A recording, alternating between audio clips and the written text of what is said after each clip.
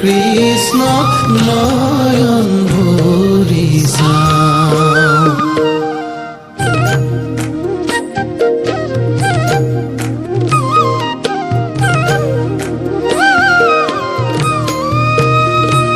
হৰিহে শৰৎ কালৰ ৰাত্ৰি অতি বিতুপন